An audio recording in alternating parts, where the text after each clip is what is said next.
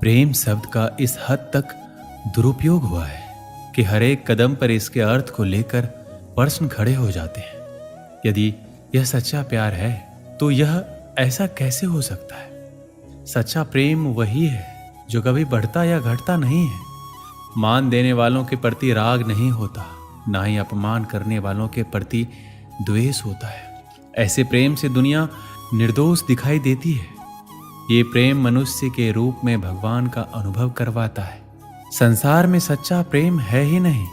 सच्चा प्रेम उसी व्यक्ति में हो सकता है जिसने अपने आत्मा को पूर्ण रूप से जान लिया है। प्रेम ही ईश्वर है और ईश्वर ही प्रेम है। सच्चा प्यार वह ऊर्जा है जो हमें सफलता के शिखर पर बिना थके ले जाता है। सच्चा प्यार वह प्रेरणा है जो किसी के दिल में बस गई तो वह कुछ भी करने को तैयार हो जाता है। सच्चा प्यार वह जुनून है जो हमें हमारी सीमाओं से परे सफलता की दुनिया में ले जाता है। सच्चा प्यार ऐसे जीवन को जन्म देता है जो ना कभी बूढ़ा होता है और ना ही मरता है।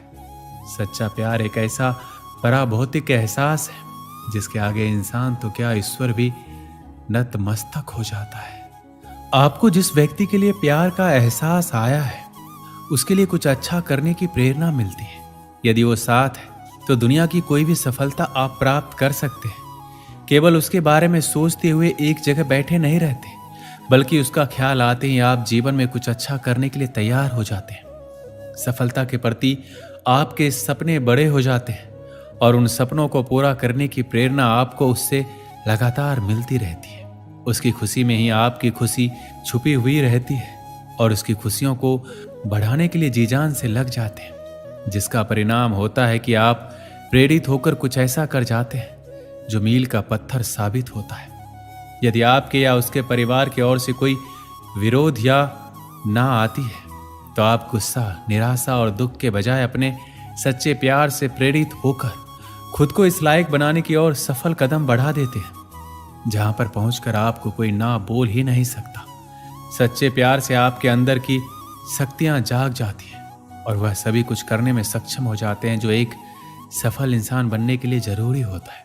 किसी से सच्चा प्यार करना और उससे कुछ अच्छा बनने या करने के लिए प्रेरित होना एक ऐसा एहसास है जो समय के साथ बढ़ती हुई दिखाई देगी, जिससे जीवन भर की खुशियां और ढेर सारी सफलताओं को आप बटोर सकते हैं। और भी बहुत कुछ है जो आप सच्चे प्यार में महसूस करते हैं, लेकिन मैंने कुछ एहसास इसलिए बताए हैं ताकि आप पहचान सके कि जो एहसास आपके अंदर किसी के लिए आ रही है वह सच्चे प्यार की है या फिर केवल आकर्षण या मोह है।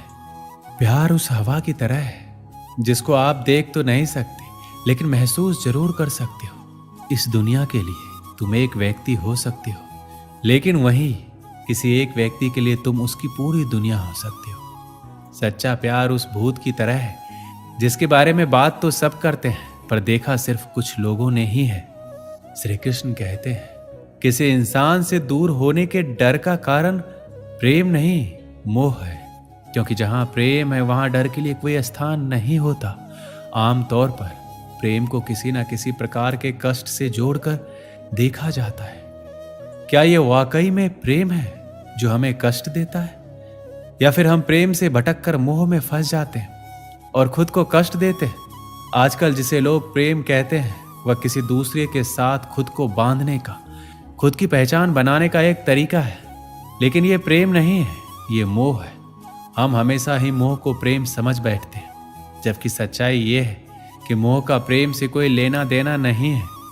अगर आप किसी इंसान से प्रेम करते हैं और वह इंसान जब आपके पास होता है तो आप परम सुख का आनंद लेते हैं, और वहीं अगर वह इंसान आपसे दूर होता है तो आप दर्द और पीड़ा से भर जाते हैं। इसका सीधा सा अर्थ यह है कि वह प्रेम नहीं मोह है, क्योंकि प्रेम में उस इंसान की गैर मौजूदगी में भी आपको वही एहसास होना चाहिए जो उसकी मौजूदगी में होता है। एक माँ जो अपने अंदर पल रहे बच्चे का एहसास पल पल कर रही है, जो अभी इस दुनिया में आया भी नहीं, जिसको उसने देखा तक नहीं कि वो कैसा है, उससे इतना प्रेम कि वो उस दर्द को भी भूल जाती है जो इस बच्चे के कारण उसको हो रहा है।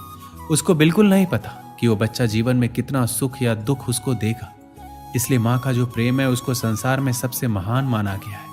मोह और प्रेम में बहुत अंतर होता है। मोह का संबंध शरीर से होता है और प्रेम का संबंध आत्मा और परमात्मा से होता है। मोह हमको फंसा देता है, जबकि प्रेम हमें सभी बंधनों से मुक्त कर देता है। हर इंसान को प्रेम और मोह का ज्ञान होना आवश्यक है, क्योंकि जहां प्रेम होता है वहां मोह नहीं टिक सकता, और जहां मोह होता है वहां कभी प्रेम का वास नहीं हो सकता। इसलिए कहा जाता है कि प्रेम मुक्ति देता है और मोह बंधन। यदि सच्चा प्रेम पाना है तो कुछ पाने की इच्छाओं का मोह त्याग दो, तभी सच्चे प्रेम का एहसास हो सकता है। आपके जीवन में जब प्यार दस्तक देता है और प्यार की पहली शुरुआत होती है तो वो एहसास इतना मीठा होता है कि आपके जीवन की सारी करवाहट, सारे दर्द को समाप्त कर देता है। पर उस वक्त आप एक बात हमेशा भूल जाते हो कि मोह और प्रेम दोनों साथ साथ चलते हैं, परंतु इस सफर में अंतिम जीत किसकी होती है यह आपके ऊपर निर्भर करता है। आपका प्रेम सच्चा हो तो आप उस पर आसानी से काबू पा सकते हैं, पर मोह एक ऐसा बंधन है जिसमें आप ऐसे कैद हो जाते हैं जैसे एक पिंजरे में पंछी जो पंख होते हुए भी उस पिंजरे से आजाद नहीं हो पाता है। अच्छा बुरा सही गलत जो भी हो वो इस पिंजरे में ही खुश रहना सीख जाता है, जैसे आप मोह में सीख जाते हैं। इस मोह के पिंजरे से बाहर निकलकर वास्तविक प्रेम का एहसास कीजिए, जिसको आप सब कुछ अपना समझ रहे हो। क्या वो प्रेम है या सिर्फ आप मोह के बंधन में बंधे हैं? हम जो अपनी तन की आंखों से देखते हैं वो कभी प्रेम नहीं हो सकता, क्योंकि वो हमारी आंखों द्वारा बनाया गया प्रतिबिंब है, जिसको हमारे शरीर से जुड़े इन दो आंखों ने हमारे सामने प्रस्तुत किया है। प्रेम उस हवा की भांति है जो हमें दिखाई नहीं देती परंतु महसूस होती है। आप तन की आंखों से कभी प्रेम को नहीं पहचान पाओगे, क्योंकि हम तो मनुष्य हैं। तन की आंखों से तो राधा भी कृष्ण को नहीं पहचान पाई थी।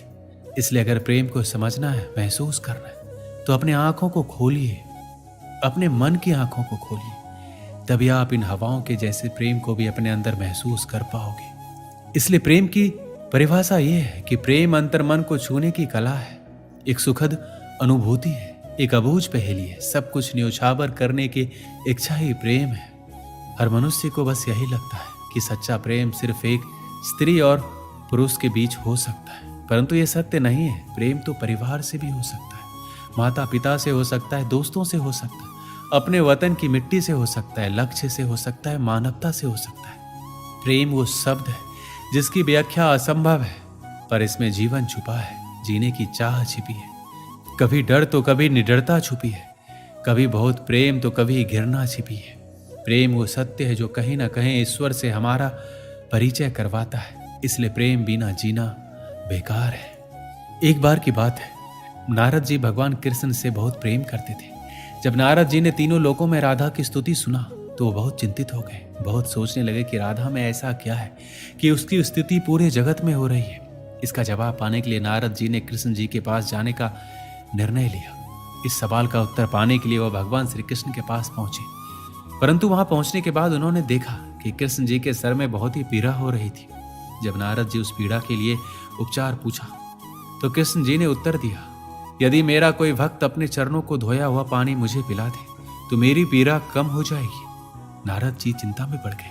उन्होंने सोचा, अगर कोई भक्त अपने भगवान को अपने चरणों का धोया हुआ पानी पिलाएगा तो वो नरक में जाएगा। उसके बाद नारद जी भगवान श्री कृष्ण जी की पत्नी रुक्मणी जी के पास पहुंचे। नारद जी ने रुक्मणी को सारी बातें बताई। रुक्मणी जी ने अपने चरणों का धोया हुआ पानी देने से मना कर दिया, ये कहते हुए कि देव ऋषि ये तो पूर्ण पाप है। उसके बाद नारद जी सीधे राधा के पास पहुंचे। राधा को भी नारद जी ने सारा हाल कह सुनाया। राधा ने सुनते ही एक पात्र में पानी लिया और उसमें अपने पैर डुबा दिए। अपने पैरों को धोते हुए पानी को एक छोटे पात्र में भरकर राधा नारद जी से देते हुए बोली, इसे तुरंत कृष्ण के पास ले जाइए। वह बोली, मैं जानती हूं ये घोर पाप है, परंतु अपने प्रिय के जीवन के सुख और स्वस्थ जीवन के लिए मैं इससे भी अधिक दुख भोगने के लिए तैयार हूं। ये सुनकर नारद जी समझ गए। उन्हें ज्ञात हो गया कि राधा कृष्ण की प्रेम की स्तुति पूरे ब्रह्मांड में क्यों गाए जा रहे हैं, जिससे साफ पता चलता है कि राधा का कृष्ण के प्रति अपार प्रेम है। दोस्तों, इस वीडियो में बस इतना ही। मिलते हैं अगले वीडियो में। अपना ख्याल रखिएगा। जय श्री कृष्ण।